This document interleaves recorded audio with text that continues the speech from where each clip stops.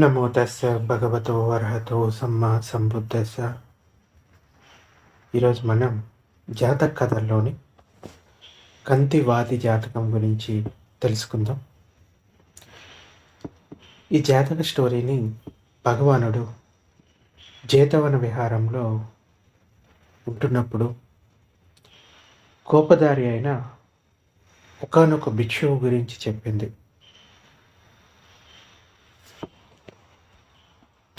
ఒక భిక్షువు తాను ఇతరుల మీద కోపడుతూ ఉంటాడు. అయితే భగవానుడు అతన్ని పిలిచి, భిక్షు కోపతాపాలకి తావులేని బుద్ధ శాసనంలో ప్రవచించి కూడా నీవు ఈ కోప ఆవేశాన్ని ఎందుకని వదులుకోలేకపోతున్నావు?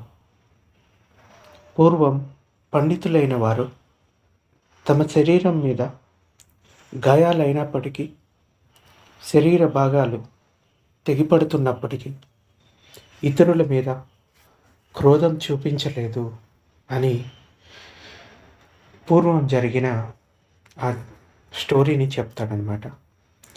పూర్వం వారణాసిని కలాపుడు అనే కాశీరాజు పాలించే రోజుల్లో బోధిసత్వుడు 80 కోట్ల ధనం గల ఒక బ్రాహ్మణ కుటుంబంలో పుట్టాడు. అతనికి కుండల కుమారుడు అనే పేరు పెట్టారు. కుండల కుమారుడు పెరిగి పెద్దవాడై తక్షశిలకు విద్యలన్నీ నేర్చుకోవడానికి వెళ్ళాడు. ఆ విద్యలన్నీ నేర్చి ఇంటికి తిరిగి వచ్చాడు. ఇంటి బాధ్యతలు చూస్తూ ఉన్నాడు. కొన్నాళ్ళకి అతని తల్లిదండ్రులు మరణించారు. వారి మరణ అనంతరం తమ ఇంట్లో ఉన్న ధనరాశిని చూసి, ఈ ధనాన్ని మా పూర్వీకులు ప్రోగు చేసి పెట్టారు, వారు ఇక్కడే వదిలిపెట్టి వెళ్ళిపోయారు, వారి వెంట ఏమీ తీసుకొని పోలేదు, కానీ నేను ఈ ధనం మొత్తాన్ని తీసుకొని పోవాలి అనుకున్నాడు. వెంటనే ఆ ధనాన్ని అంతా అర్హులైన వారందరికీ కూడా పంచిపెట్టాడు.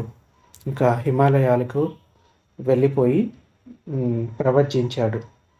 అక్కడ దొరికే పండ్లు, కందమూలాలు, ఆకులు తింటూ జీవిస్తూ ఉన్నాడు.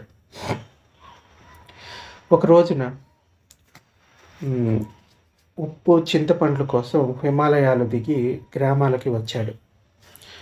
అక్కడి నుండి తిరుగుతూ వారణాసికి చేరి రాజుగారి ఉద్యానవనంలో వెళ్ళాడు. మరుసటి రోజున భిక్ష కోసం సేనాపతి ఇంటికి వెళ్ళాడు. సేనాపతి ఆయనకు అన్ని సపర్యలు చేశాడు. తన ఇంట్లోకి తీసుకొని పోయి తన కోసం సిద్ధం చేసిన ఆహార పదార్థాలని ఆయనకు పెట్టాడు. తాపసిని సంతృప్తిపరిచి తిరిగి రాజుగారి ఉద్యానవనం దాకా తీసుకొచ్చి దింపాడు ఆ సేనాపతి ఈ బోధిసత్వుని. బోధిసత్వుడుగా ఉన్నప్పుడు ఆయన ఎక్కువ జన్మల్లో తాపసుడుగానే, అంటే ప్రపంచ జీవితాన్నే గడిపాడు. అందువలన ఈ బుద్ధత్వం పొందడానికి అతడికి చాలా సులువు అవుతుంది. లేకపోతే కనుక ఇంకా తన పుణ్యపార్మితలు పెంచుకోవడానికి ఈ అనేక జన్మలు తీసుకోవాల్సి వస్తుంది. ఒక రకంగా చెప్పాలంటే ప్రపంచ జీవితం ఎందుకు అంటే, బుద్ధుల ఉపదేశం ఏంటి?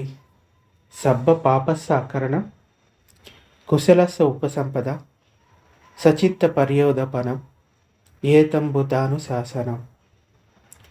సబ్బ పాపస్సాకరణం, అన్ని రకాల పాపాల నుండి విరమించుకోవడం, అంటే ఎటువంటి పాపకర్మలు చేయకపోవడం, మాటలతో కానీ, శరీరంతో కానీ, మనస్సులో కానీ ఎటువంటి అకుశల కర్మలు చేయకుండా ఉండటం. కుశలస్స ఉపసంపద,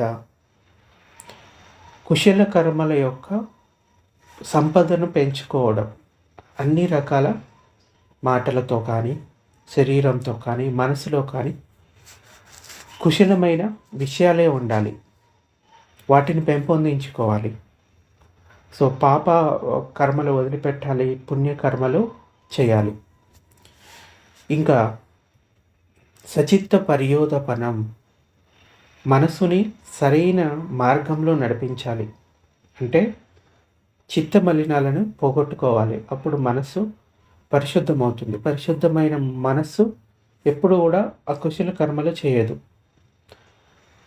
కొత్త సంస్కారాలు అనేవి ఏర్పడవు నిబ్బానం పొందిన వారికి. ఇదే బుద్ధుల ఉపదేశం.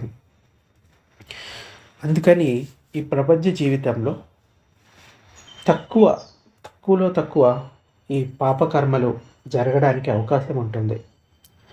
మామూలు జీవితం కన్నా కూడా ఈ ప్రపంచ జీవితంలో తక్కువలో తక్కువ కొన్ని పాపకర్మలు అంటే చిన్న చిన్న దోషాలు జరుగుతూ ఉంటాయి. సో కానీ గృహస్థుడిగా ఉన్నప్పుడు ఎక్కువ ఇంకా చిత్తమలినాలు పెరగడానికి అవకాశం ఉంటుంది.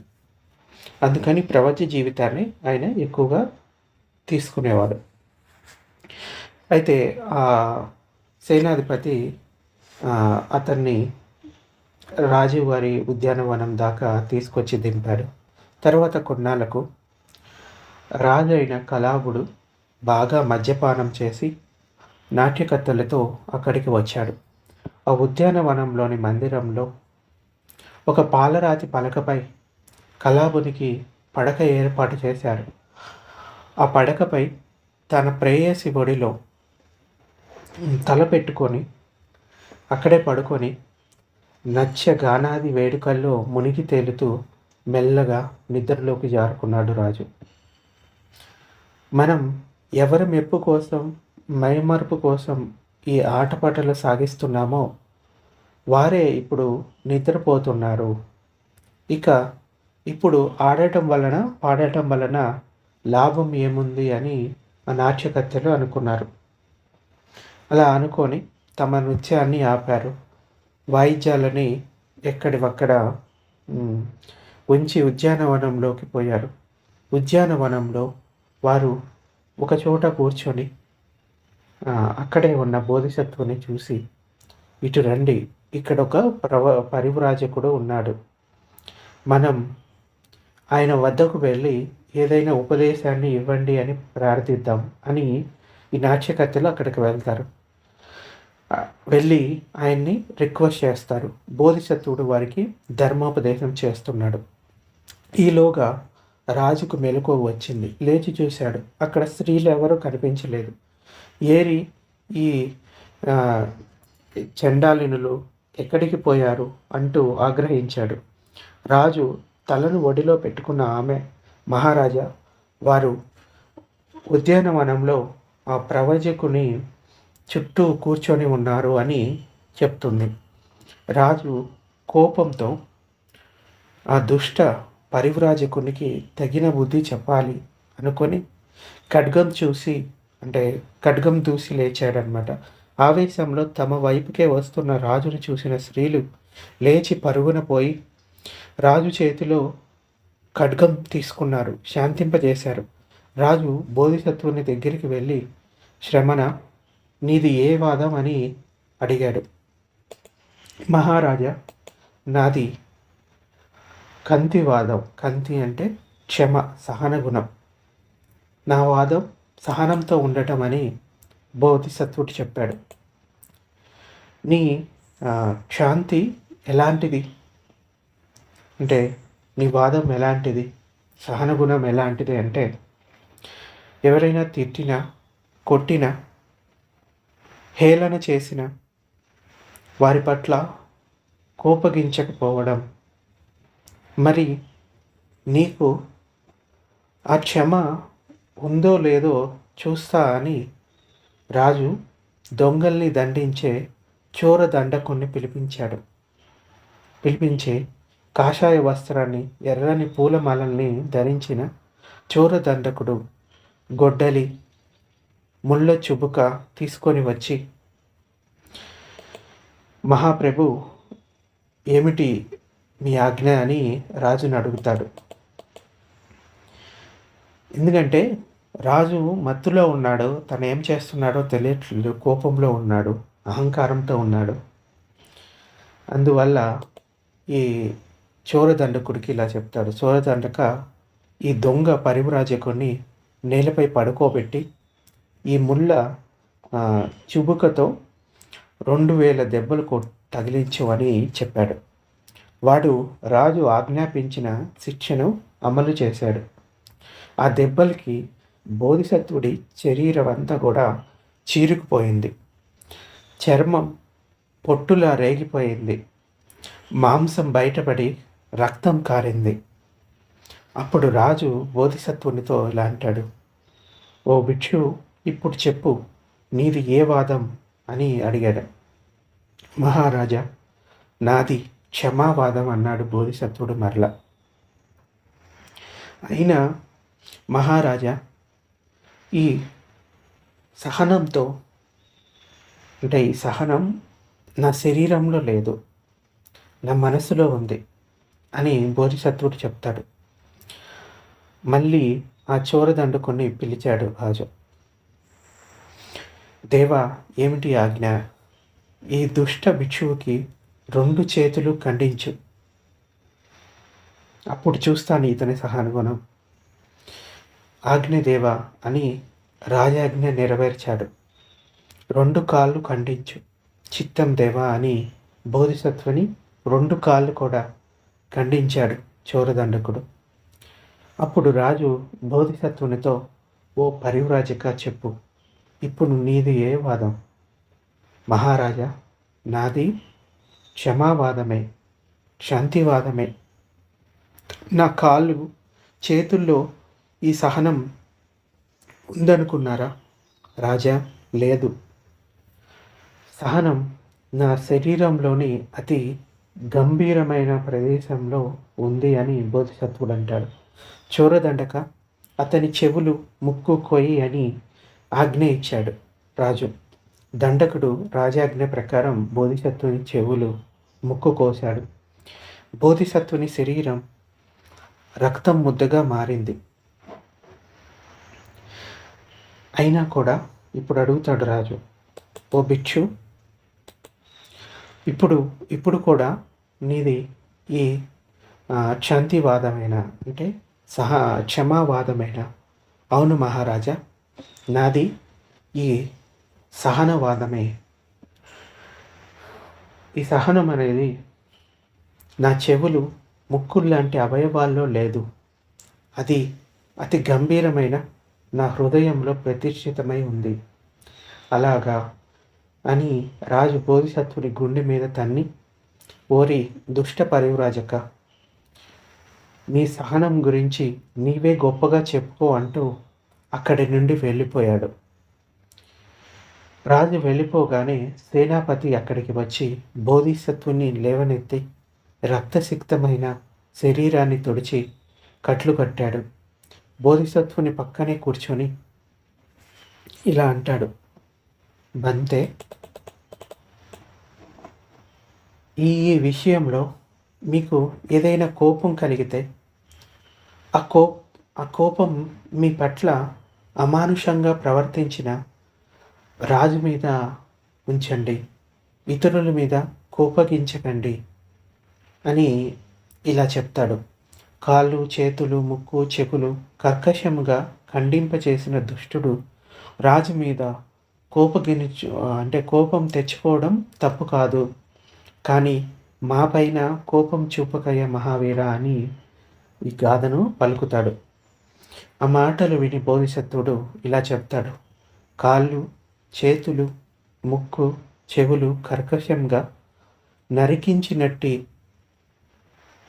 రాజు కూడా చిరం జీవవలనంటూ కోరుకుండు. పరుల పతనం కోరడు ప్రవజ్జితుడు. ఒక రాజనే కాదు, ఇంకెవరి మీద కూడా అతడికి కోపం ఉండదు, ఈవెన్ రాజు మీద కూడా. ఆ రాజు ఉద్యానవనం దాటి వెళ్ళిపోయాడు. బోధిసత్వుని కనుచూపుకి అందినంత వరకు ఏమీ కాలేదు. రాజు బోధిసత్వుని చూపు నుండి దాటిపోగానే ఎద్దు తన వాడి కొమ్ములతో పలచని బట్టను చీల్చివేసినట్టుగా భూమి 2గా చీలిపోయింది. అవీచి నరకం నుండి జ్వాలలు పైకెగసి వచ్చాయి. ఎర్రని కంబలి కప్పినట్టు రాజుని కప్పివేశాయి. రాజు ఆ చీలికలో పడిపోయి అవీచి నరకంలో చేరాడు. బోధిసత్వుడు కూడా ఆ రోజే కాలం చేశాడు. రాజు పరివారం, నగర ప్రముఖులు, ప్రజలు అందరూ చేరి అతడికి గంధాలు, పుష్పాలు, పరిమళాలు చల్లుతూ ధూప దీపాలతో బోధిసత్వుని అంత్యక్రియలు జరిపారు. కొందరు బోధిసత్వుడు తిరిగి హిమాలయాలకు చేరి ఉంటాడు అనుకున్నారు. మీది ఒట్టి అభూత కల్పనే అని కొందరు అన్నారు. పూర్వముండెను పరమ ఓర్పుశాలి. రాజు అతడి శరీర అవయవాలు ఖండించినంతనే పాపకర్మ ఫలము పండినంత చేరే కడకు నరకమునకు కాశీరాజు. అంటే మంచి వాళ్ళ పట్ల కోపం చూపించడం, ద్వేషాన్ని చూపించడం, వారికి బాధలను కలిగించడం, అది మిగతా వారికి చేసిన దానికన్నా కూడా ఈ మంచి మార్గంలో ఉన్నవారికి చేసింది ఇంకా గొప్ప పాపకర్మగా మారిపోతుంది. ఈ రాజు చేసింది కూడా అటువంటిదే. బోధిసత్వుడు ఎంతో క్షమాగుణంతో ఉన్నాడు. అటువంటి వ్యక్తి మీద కోపగించి తన కోపాన్ని అదుపులో ఉంచుకోలేక అతన్ని బాధించాడు బోధిసత్వుని. అందువలన అప్పటికప్పుడే ఈ అవీచి నరకంలో పడిపోయాడు. అంటే కొంతమంది కొంత పాపకర్మ ఫలించడానికి కొంత టైం పడుతుంది. కొంతమందికి వెంటనే ఆ ఫలితాలు ఇస్తుంది, కొంతమందికి ఇంకొక జన్మలో ఇస్తుంది. కానీ ఆ పాపకర్మ యొక్క ఫలితాన్ని మాత్రం వారు అనుభవించక తప్పదు.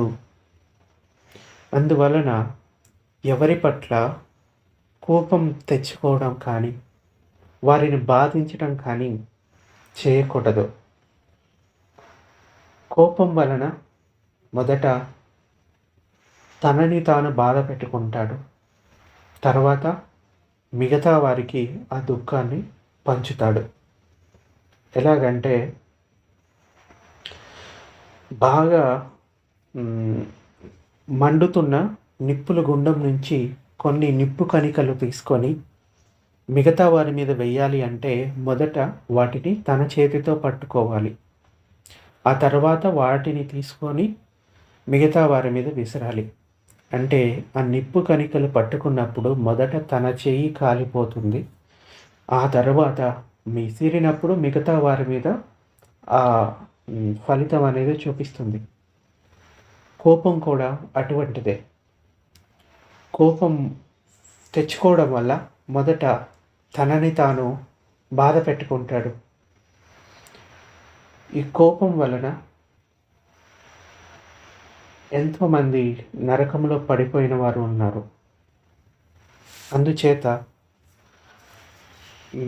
బోధిసత్వుడు బుద్ధత్వాన్ని పొందాలి అంటే ఆయన ఎంతో సహన గుణాన్ని పెంచుకోవాలి. 10 పారమితుల్లో ఈ సహన గుణం కూడా ఒకటి.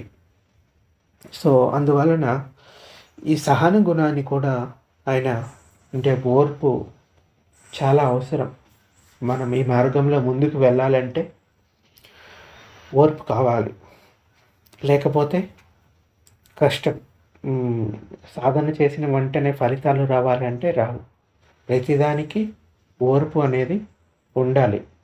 సో ఓర్పుతో ఉన్నప్పుడే మనం నేర్పుని కలిగి ఉంటాం. అందుకని ఎవరైనా కోపగించిన, తిట్టిన, కొట్టిన, శరీర భాగాలను ఖండించినా కూడా ఎవరి పట్ల కోపాన్ని తెచ్చుకోకూడదు. ఆ కోపం వలన ఈ సంసార చక్రం అనేది పెరుగుతూ పోతుంది. అందువలన ఈ మొదట కోపదారి అయిన భిక్షువుకి ఈ స్టోరీ చెప్పిన తర్వాత 4 ఆర్యసత్యాల గురించి భగవానుడు చెప్తాడు. ఆ తర్వాత ఆ కోపదారి భిక్షువు అనాగామి ఫలం పొందాడు. మిగిలిన ఎందరో భిక్షువులకి శ్రోతాపత్తి ఫలం దక్కింది. భగవానుడు ఈ 2 కథల్ని సరిపోల్చి జాతక సారాంశం వెలువరించాడు. అప్పటి క్రూరుడైన రాజే ఇప్పటి దేవదత్తుడు. నాటి సేనాధిపతి నేటి సారిపుత్రుడు. ఆ సహన గుణం కలిగినటువంటి పరివ్రాజకుణ్ణి నేనే అని భగవానుడు ఈ జాతక స్టోరీలో చెప్తాడు. సో ఇది ఈరోజు ప్రవచనం. ఏమైనా సందేహాలు ఉంటే అడగవచ్చు.